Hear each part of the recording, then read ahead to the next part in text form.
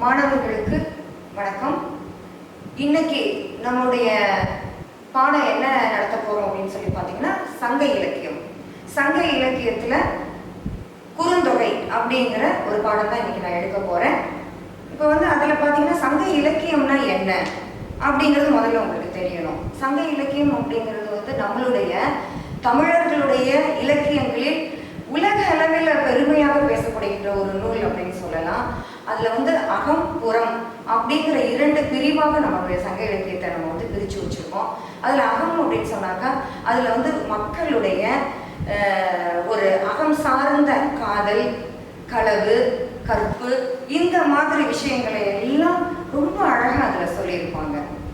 இதே புறம் அப்படின்னு சொல்லி பார்த்தீங்கன்னா புறநானூறு அப்படின்னு சொல்லலாம். புறம் அப்படிங்கிறதுல மக்களுடைய கல்வி, வீரம், ஆட்சி, கொடைத்திறன் இந்த மாதிரியான வெளி விஷயங்களை எல்லாத்தையுமே இதுக்குள்ள சொல்லியிருப்பாங்க. அப்ப இந்த இலக்கியம் இருக்கிறனால நமக்கு என்ன பயன் அப்படின்னு சொல்லி பார்த்தீங்கன்னா, நம்முடைய முன்னோர்கள், நம்முடைய தமிழர்கள், நம்முடைய மூதாதையர்கள் எல்லாருமே எப்படி வாழ்வியலை வாழ்ந்து கொண்டு இருந்தார்கள் அப்படிங்கிறத நம்ம ரொம்ப அழகா அந்த இலக்கியங்களை வச்சு நம்ம தெரிஞ்சுக்கலாம்.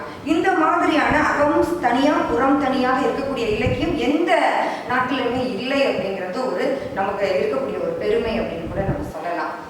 அதுல பார்த்தீங்கன்னா சங்க இலக்கியத்துல 8 தொகை, 10 பாட்டு, 17 கீழ்கணக்கு அப்படின்னு 3 வகையா நமக்கு பிரிச்சிருக்காங்க. அதுல 8 தொகையில இருக்கக்கூடிய ஒரு நூல் தான் நமக்கு குறுந்தொகை.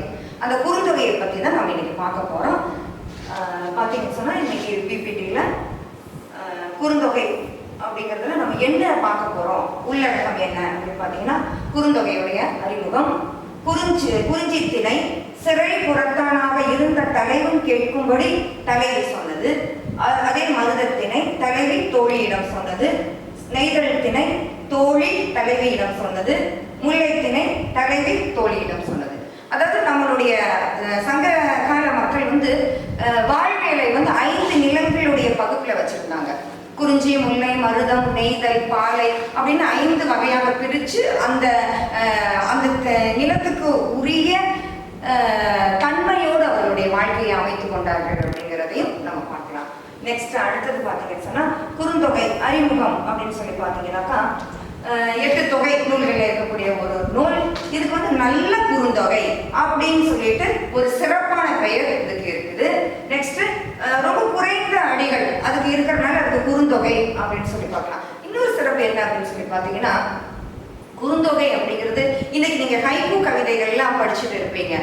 அன்னைக்கே நம்முடைய மக்கள் எழுதிய ஒரு ஹைக்கூ கவிதை அப்படிங்கிறத நம்ம குறுந்தொகை எழுதிக்கலாம். ஏன்னா ஹைக்கூ கவிதை அப்படிங்கிறது நம்ம தமிழர்கள் அறிமுகப்படுத்திய ஒரு கவிதை அப்படிங்கிறதுக்கு இது எடுத்துக்காட்ட சொல்லலாம். அது மட்டும் இல்லை, நம்ம திருக்குறள் இல்லையா, 2 அடிகளில் இருக்கக்கூடிய ஒரு ஹைக்கூ, அதை விட நம்ம அவை எழுதிய ஒரே வரியில் இருக்கக்கூடிய ஹைக்கூ, இது எல்லாமே ஹைக்கூக்குள்ள வரக்கூடியதான். குறுந்தொகை இன்றைய காலகட்டத்தில் இருக்கக்கூடிய 3 வரி 4 வரிகளுக்குள்ள இருக்கக்கூடிய ஹைக்கூ அப்படின்னு கூட நம்ம எடுத்துக்கலாம்.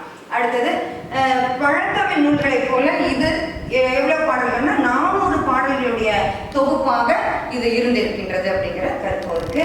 அடுத்தது பார்த்தீங்கன்னா அந்த உரையாசிரியர்கள் கட்டுரைகள்லாம் எழுதுவாங்க இல்லையா, உரையாசிரியர்கள் அவங்க எல்லாருமே தன்னுடைய கட்டுரைக்கு மேற்கோள் காட்டுவதற்காக இந்த புத்தகத்தில் இருந்துதான், குறுந்தொகையில இருந்து நிறைய பாடல்களை எடுத்துக்காட்டா சொல்லியிருக்காங்க அப்படிங்கிறது இது பெருமைக்குரிய ஒரு பாடலாக இருக்கின்றது. அடுத்தது பார்த்தீங்கன்னா இந்த நூலே முதலில் தொகுக்கப்பட்ட தொகை நூல் அப்படிங்கிற ஒரு வகைக்குள்ள இது வருது. இந்த நூலை தொகுப்பித்தவர் யார் அப்படின்னு சொல்லி பார்த்தீங்கன்னா பூரிக்கோ அப்படிங்கிற ஒரு நபர் தான் இதை தொகுத்து இருக்கின்றார் அப்படிங்கிறதை நம்ம பார்க்கலாம். சரி, அடுத்தது இது நல்ல குறுந்தொகை அப்படின்னு சொல்லிட்டு இதுக்கு ஒரு அடைமொழியை ஒரு 8 தொகை நூல்களுக்கே ஒரு செய்யுளையே நம்ம முன்னோர்கள் எழுதி வச்சிருக்காங்க. என்னன்னு பார்த்தீங்கன்னா, நற்றிணை, நல்ல குறுந்தொகை, 500, ஒத்த பதிற்று 10, ஓங்கு பரிபாடல், கற்றறிந்தார் ஏற்றும் கலியே, அகம் புறம் என்று இத்திறத்த 8 தொகை அப்படின்னு சொல்லிட்டு அந்த 8 தொகையில் இருக்கக்கூடிய ஒவ்வொரு நூலுக்குமே என்ன மாதிரியான சிறப்புகள் இருக்குது அப்படிங்கிறத செய்யுள் வழியாகவே பாடலாக நமக்கு கொடுத்துருக்காங்க. நெக்ஸ்ட் அடுத்தது பார்த்தீங்கன்னா இதனுடைய அடி வரைகள் எவ்வளவு பார்த்தீங்கன்னு சொன்னாக்கா 4 முதல் 8 வரையான அடிகளை இது கொண்டு இருக்கின்றது. மொத்தம் 401 பாடல்கள் தொகுப்பாக இருக்கின்றது அப்படின்னு பார்க்கலாம். இதே சமயம் பார்த்தீங்கன்னா இதுல வந்து ஒரு 10-18 பாடல்களுக்கான ஆசிரியர்கள் யாரு அப்படிங்கிறது தெரியாம இருக்குது. இந்த புலவர்களுடைய பேர் என்னன்னு நமக்கு தெரியல. அந்த தெரியாதனால அந்த பாடல்கள்ல இருக்கக்கூடிய ஒரு வரியை மட்டும் எடுத்து அந்த பேரை வச்சுட்டாங்க. அப்படி வைக்கப்பட்ட நபர்கள் யாரு அப்படின்னு சொல்லி பார்த்தீங்கன்னா அணிலாடு முன்றிலார், செம்புல பெயல் நீரார், குப்பை கோழியார், காக்கை பாடினியார், இவங்க எல்லாம் அந்த பாடல்ல இந்த மாதிரியான ஊமையை எடுத்து எழுதியிருக்காங்க. அதனால இந்த மாதிரியான ஒரு பெயரை அவங்களுக்கு அடைமொழியாக நம்மளே வச்சுக்கிட்டோம் அப்படிங்கிறத நம்ம பார்க்கலாம். சரி, இப்ப அணிலாடு முன்றியார் அப்படிங்கிறது ஒரு எடுத்துக்காட்டு நான் சொல்றேன். அணிலாடு முன்றி அப்படின்னு சொன்னாக்கா அணில்கள் எல்லாம் விளையாடி கொண்டு இருக்கக்கூடிய வீட்டுக்கு முன்னாடி அணில்கள் விளையாடி கொண்டு இருக்குது அப்படிங்கிற ஒரு பாடலோடு அதை தொடங்கியிருக்காரு. அதனால அவர் பேரை வந்து அணிலாடு முன்றினார் அப்படின்னு அவர் பேரை வச்சுட்டாங்க அப்படிங்கிறதையும் நம்ம பார்க்கலாம். அப்படிதான் எல்லாமே அந்த பெயர்கள் எல்லாமே அமைந்தது அப்படிங்கிறதையும் நம்ம பார்க்கலாம். நெக்ஸ்ட் நம்ம வந்து பாடல்களுக்குள்ள வரலாம். ஒரு 5 பாடல்கள் இருக்கு. அதுல முதல் பாடல் பார்க்கலாம். குறிஞ்சித்திணை. சிறைப்புறத்தானாக இருந்த தலைவன் கேட்கும்படி தலைவி சொன்னது. இப்ப என்ன சொன்னா, நிலத்தினும் பெரிதே வானினும் உயர்ந்தன்று நீரினும் மாறளவென்றே சாரல் கருங்கோர் குறிச்சி பூக்கொண்டு பெருந்தேன் இழக்கும் நாடனோட நட்பே அப்படின்னு ஒரு பாடல். இது யார் எழுதுனதுன்னு பார்த்தா தேவகுலத்தார் அப்படிங்கிற ஒரு புலவர் அதை எழுதியிருக்கிறாரு. அப்ப இதுக்குள்ள என்ன கருத்து வருது, என்ன தலைவி வந்து தோழி கிட்ட தலைவன் கேட்கும்படி என்ன சொன்னா அப்படின்னு சொல்லிட்டு நம்ம பார்க்கும் பொழுது, ஏன்னா இது வந்து ஒரு தலைவனும் ஒரு தலைவியும் காதல் வயப்பட்டு இருக்கும் பொழுது தோழி வந்து 2 பேத்துக்குள்ள இருக்கக்கூடிய அன்பை வந்து ஒரு குறையாக சொல்கின்றார். அப்ப அதுக்கு வந்து மறுமொழி சொல்லக்கூடிய ஒரு விஷயத்தான் தலைவி இந்த இடத்துல சொல்றான். அப்ப என்ன சொல்றான்னா, வரையாது ஒழுகும் தலைவன் வேலிப்புறத்தை நின்றதை அறிந்த தோழி அவன் வரைந்து கொள்ள வேண்டும் என்னும் எண்ணம் உடையவளாகி அவன் செவியில் படும்படி அவனது நட்பை பழித்து கூறிய போது தலைவி அந்நட்பு மிக சிறப்புடையது என்று உணர்த்தியது. அப்ப இது என்ன அப்படின்னு சொல்லி பாத்தீங்கன்னு சொன்னா, அதுக்குள்ள இருக்க கருத்தை நான் சொல்றேன். சிறைப்புறத்தானாங்க அப்படின்னு சொன்னாக்கா தலைவி வீட்டுல இருக்கான். வீட்டுக்கு வெளியில தலைவன் நின்று கொண்டே இருக்கின்றான். அவன் காதுல விழுகணும் அப்படிங்கிறதுக்காக, ஏன்னா வரையாது அப்படிங்கிற அந்த வார்த்தை வந்திருக்கு. அப்ப வரையாதுன்னு சொன்னா திருமணம் முடிக்கிறதுக்கு அவன் காலதாமதம் எடுத்துக்கொண்டே இருக்கின்றான். அப்ப காலதாமதம் எடுத்துட்டே இருக்கும்போது தோழிக்கு வந்து அது பிடிக்கல, தலைவிக்கும் அது கொஞ்சம் மனசுக்கு வந்து நிம்மதி இல்லாத நிலையதான். என்னடா இது காலதாமதம் பண்ணிட்டே இருக்கான், திருமணம் முடிக்காம நம்மள 4 பேர் 4 விதமா பேசுவாங்களே அப்படிங்கிற ஒரு எண்ண ஓட்டம் அந்த தலைவிக்குள்ள இருக்கு.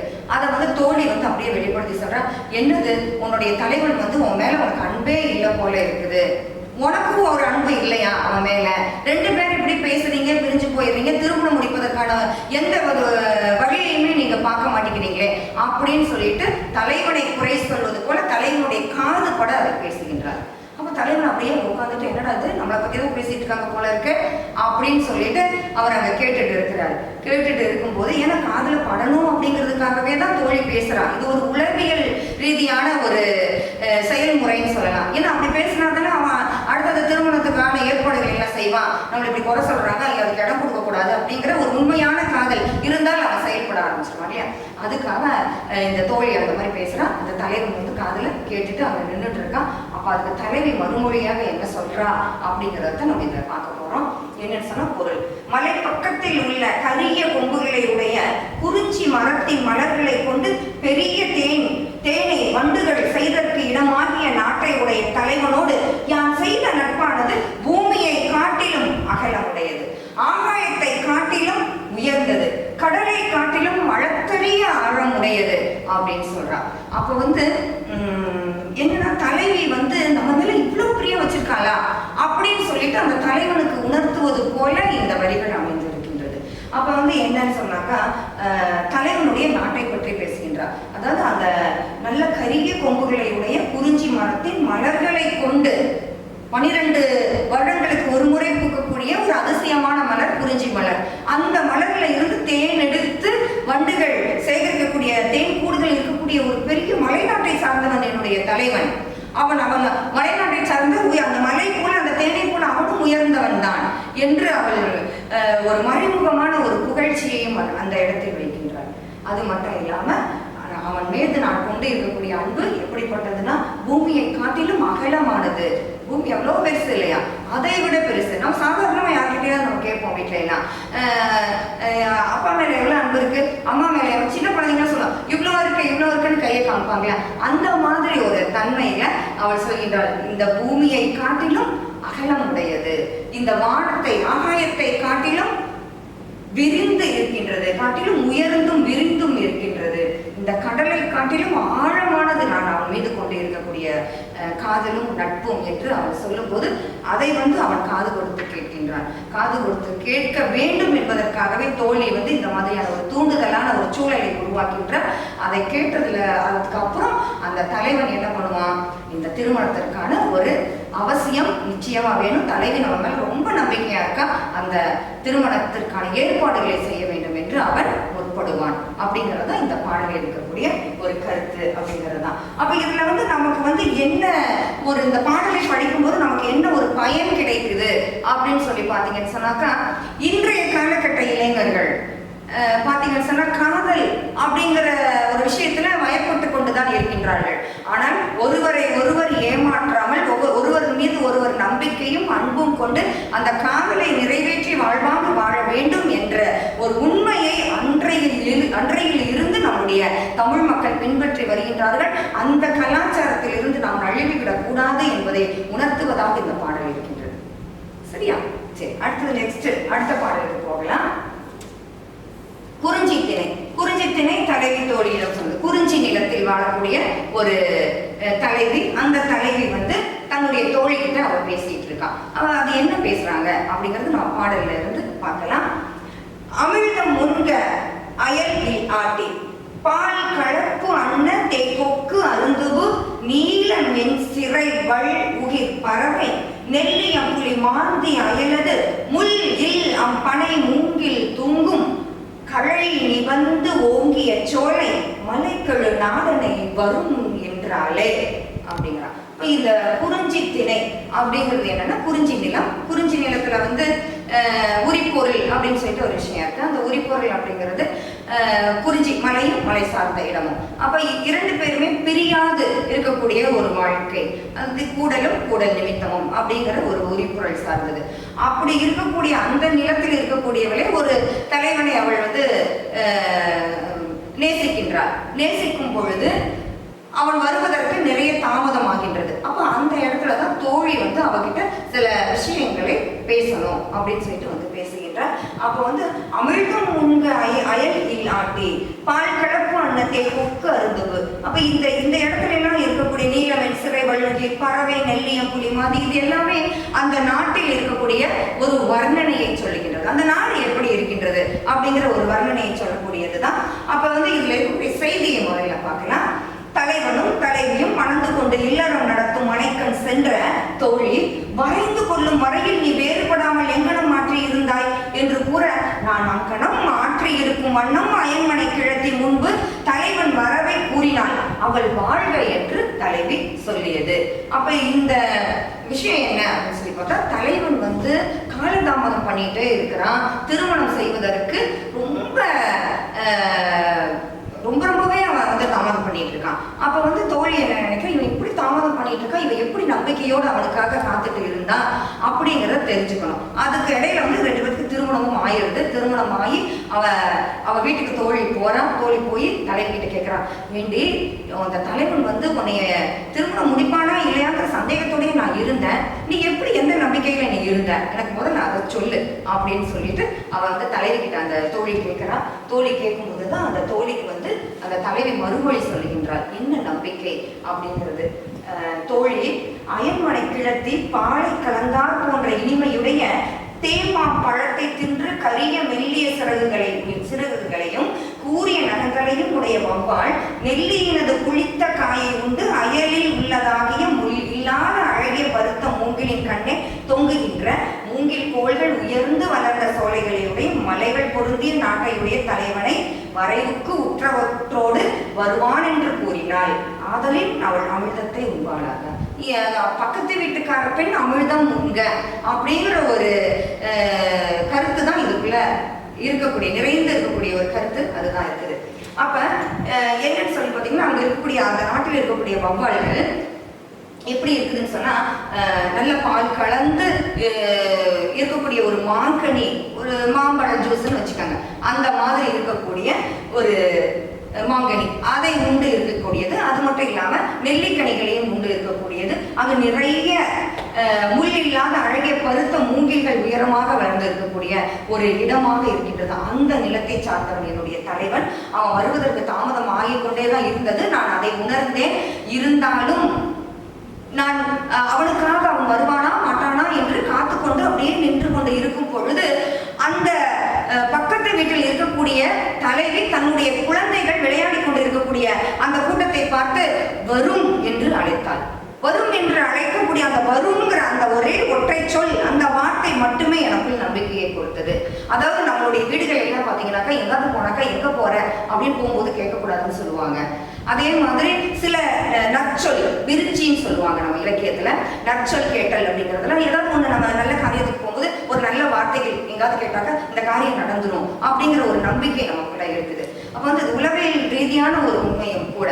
அந்த நம்பிக்கைக்குள்ள நம்ம போயிட்டோம் அப்படின்னு சொன்னா, அப்ப அந்த நம்பிக்கையின் அடிப்படையில் அந்த வீட்டு தலைவி தன்னுடைய குழந்தைகளை வரும் என்று சொல்லுவதற்கு தகுந்த போல இவளும் அவன் வருவானா அப்படின்னு என்று ஏங்கிக் கொண்டிருக்கும்போது அந்த வார்த்தை அவளுக்குள்ள ஒரு நம்பிக்கையை கொண்டு வருகின்றது. அதனால் அந்த வார்த்தையை கேட்டதிலிருந்து நான் மகிழ்ந்து போய் நம்பிக்கையோடு இருந்தேன். அதனால அந்த பக்கத்து வீட்டுக்கார பெண்ணுக்கு வாயில அமிர்தத்தை கொடுக்க வேண்டும். வாயில சர்க்கரை போடு அப்படின்னு சொல்லுவாங்களே, ஏதாவது ஒன்று சொன்னா அதை படிச்சிருச்சு, வாயில சர்க்கரை போடு அப்படின்னு சொல்லிட்டு நம்ம வீடுகளில் சொல்லுவாங்க இல்லையா, அந்த மாதிரி இந்த நிகழ்வு அவளுக்கு நடந்தது. இதுதாமா நடந்துச்சு அப்படின்னு சொல்லிட்டு தன்னுடைய தோழி கிட்ட என்னுடைய நம்பிக்கை ஒன்றே அவனை திருமணம் செய்ய வைத்தது அப்படிங்கிற அந்த காட்சியை, அந்த நம்பிக்கையை தன் தோழியிடம் அவள் புரிய வைக்கின்றார். இப்ப இது என்ன அப்படின்னா இதில் தெரிந்து கொள்வது, நம்பிக்கை அப்படிங்கிற ஒரு விஷயத்தை நமக்குள்ள உள்ள வச்சுட்டோம் அப்படின்னு சொன்னாக்கா நிச்சயமாக அது நேர்மறை எண்ணங்களோடு இருக்கும் பொழுது நிச்சயமாக அது நிறைவேறும் என்ற உளவியலையும் நாம் இந்த பாடல் வழியாக தெரிந்து கொள்ளலாம்.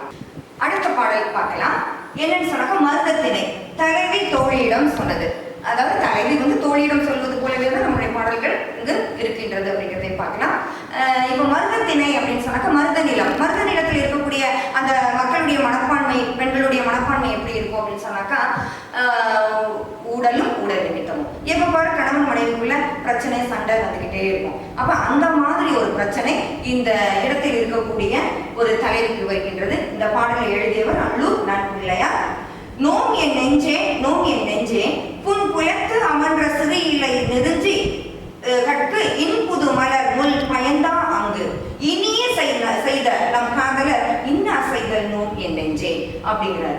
அப்ப என்ன தலைவன் என்ன செஞ்சுட்டான், என்ன செய்யக்கூடிய அளவுக்கு தலைவன் என்ன செஞ்சுட்டான் அப்படின்னு சொல்லி பார்த்தாக்கா, குறிப்பு பரத்தையை பிரிந்து வந்த தலைவனுக்கு தூதாக வந்த தோழியை நோக்கி, தலைவர் இப்பொழுது எனக்கு இன்னாமையை தரும் ஒழுக்கத்தினர் ஆதலில் என் நெஞ்சு வருந்தும், அவரை ஏற்றுக்கொள்ளேன் என்று தலைவி கூறியது. ஒண்ணு இல்லை, தலைவியை விட்டுட்டு அந்த தலைவன் மருத நிலத்தில் ஒரு ஒழுக்கம் இல்லாத ஆண் மக்கள் அதிகமாக இருப்பார்கள். பரத்தையர் வீட்டுக்கு செல்லுவது, பரத்தையர் என்றால் விலைமாது, விலைமாது வீட்டுக்கு செல்வது என்பது அவர்களுக்கு ஒரு வழக்கமாகவே அந்த மருத நிலத்தில் இருக்கக்கூடிய ஒரு செய்தி. அப்ப அப்படி போயிட்டு திரும்பி வரான். தலைவி வந்து தன்னுடைய தாய் வீட்டுக்கு போனதுக்கு அப்புறம் இவன் வந்து பரத்தையர் வீட்டுக்கு போயிடறான். தலைவி வீட்டுக்கு வந்ததுக்கு அப்புறம் தலைவியை பார்க்கறதுக்காக வரான். வரும்பொழுதுதான் தலைவிக்கு கோவம், நான் வீட்டு வாசப்படி ஏற்ற மாட்டேன் சொல்லுவாங்க இல்லையா, நம்ம வீட்டுல எல்லாம் ஏதாவது தப்பு செஞ்சுட்டாக்கா ஆசைப்படி ஏறாதுன்னு சொல்லிட்டு அந்த மாதிரி தலைவனை வந்து விரட்டுறான். அதை விரட்டும் பொழுது அங்க இருக்கக்கூடிய தோழி அந்த காட்சியை பார்க்கறான், அமைதியா இருக்கிறான். அப்புறம் தோழியை வந்து தலைவன் கூப்பிட்டு, இங்க பாரு நான் வந்து இப்படி போயிட்டு வந்துட்டேன், அவன் உள்ளே விட மாட்டேங்கிறான், நீ கொஞ்சம் சொல்லு அப்படின்னு சொல்லிட்டு தோழி கிட்ட தூதாக தோழி அனுப்புறான். தோழியை தூதாக அனுப்பும் பொழுது வீட்டுக்குள்ள அவன் விடு, தலைவன் வந்து தவறு செஞ்சுட்டான், ஆனா அது தவறுன்னு உணர்ந்து அவன் வந்திருக்கான், நீ வீட்டுக்குள்ள விடு அப்படிங்கிறப்ப, இல்லை என்னால வரப்பேர்கிட்ட போயிட்டு வந்த என்னுடைய தலைவனை நான் ஏற்றுக்கொள்ளவே மாட்டேன் அப்படின்னு சொல்லிட்டு அதுக்கு எடுத்துக்காட்ட ரொம்ப அழகான ஒரு ஊமை அவன் சொல்றா. என்ன அப்படின்னு பார்த்தா, தோழி என் நெஞ்சு வருந்தும், முல்லை நிலத்தின் கண் நெருங்கி முளைத்த சிறிய இலைகளுடைய நெருஞ்சியினது முன்னர் தோன்றி கண்ணுக்கு இனிய புதிய மலர் இருந்தது. பின்னர் இன்னாமையை தரும் முல்லை தந்தாற் போல முன்பு நமக்கு இனியவற்றை செய்து ஒழுகிய நம் தலைவர் இப்பொழுது இன்னாதவற்றை செய்து ஒழுகுதலால் என் நெஞ்சு நோம். நோம் என் நெஞ்சு நோம் அப்படின்னு சொன்னாக்கா என்னோட மனசு ரொம்ப வேதனையா இருக்குது, தாங்கிக்கவே முடியல அவர் செய்யற இந்த செயலை. அதை எப்பவுமே நமக்கு வந்து நம்மளுடைய தலைவன், நம்முடைய கணவன் வேறு பெண்ணை நாடி சென்றால் அது எந்த பெண்ணுனாலையுமே அதை தாங்கிக் கொள்ள முடியாது இல்லையா? இப்போ அதைத்தான் இந்த இடத்துல சொல்றேன். எப்படி இருந்தா முன்பு இந்த நெருஞ்சி செடியெல்லாம் நீங்க பார்த்துருக்கலாம். அந்த நெருஞ்சி செடிகள் வந்து பூக்கள் பூத்து இருக்கும் பொழுது ரொம்ப மென்மையா இருக்கும், காலை வச்சு நடக்கும்போது ரொம்ப மென்மையா இருக்கும். அது மாதிரி என்னுடைய தலைவன் இருந்தான் ஒரு காலத்துல, ஆரம்ப காலத்துல அந்த மாதிரி இருந்தான். இப்ப எப்படி இருக்கான், மரத்தேர்கிட்ட போனவன எப்படி இருக்கிறான் அப்படின்னு சொல்லி பாத்தீங்கன்னா, அந்த நெருஞ்சி பூக்கள் எல்லாம் காஞ்சு போய் முள்ளாக மாறிவிட்டது. அதில் கால் வச்சு நம்ம காலெல்லாம் முள்ளு குத்தி ரத்தம் வடிய ஆரம்பிச்சிடும். அந்த மாதிரி இருக்கிறான். காலில் ரத்தம் வருவது போல என் இதயத்தில் ரத்தம் ஒழுகுகின்றது, அவனுடைய செயல் அப்படிங்கிற மாதிரி அந்த தலைவி. நான் எப்படி அவனை ஏத்துக்க முடியும் அப்படிங்கிறது தான் இந்த இடத்துல. உன் புலத்து அவன்ற சிறையில என் நெருஞ்சி கட்கு என் புதுமலர் முள் பயந்தான் அங்கு இனிய செய்தவன். அந்த மலர் போல இனிமை செய்தவன் இன்று அந்த மலர் முள்ளாக மாறிவிட்ட பிறகு எப்படி முள் காலில் குத்திக்கிட்டதோ அது போல இன்னா செய்து இருக்கின்றான். அவனை நான் எப்படி ஏற்றுக்கொள்வது, என்னால் ஏற்றுக்கொள்ளவே முடியாது என்று அந்த இடத்தில் சொல்லுகின்றார். அப்ப இந்த பாடலின் வழி நமக்கு என்ன பயன் அப்படின்னு சொல்லி பார்த்தீங்கன்னா, இன்றைய காலகட்டம் இன்னைக்கு நிறைய ஊடகங்கள் நம்ம தவறான வழிகளுக்கு இழுத்து செல்கின்றது. கணவன் மனைவி என்ற உறவுக்குள் இருக்கக்கூடிய அந்த அந்நியோன்யம் விட்டு போய்விடக்கூடிய அந்த விலை மாதுக்கள் அப்படிங்கிறது நமக்கு தேவையில்லாத ஒரு விஷயம். எதிர்காலத்தில் வாழ்க்கையை வாழக்கூடிய நம்முடைய மாணாக்கர்கள் எல்லாம் இதுல இருந்து தன்னை தவிர்த்து அந்த பெண்ணுடைய மனநிலை எவ்வளவு நம்பிக்கையோடு தன் கணவன் தனக்கு மட்டுமே என்று நம்பிக்கையோடு இருந்த அந்த மனநிலை ஒரு துயரத்துக்குள்ள ஆளாகின்றது. அதுக்கு வழிவகை செய்யக்கூடாது என்பதை உணர்த்துவதற்காக இந்த பாடலை நாம்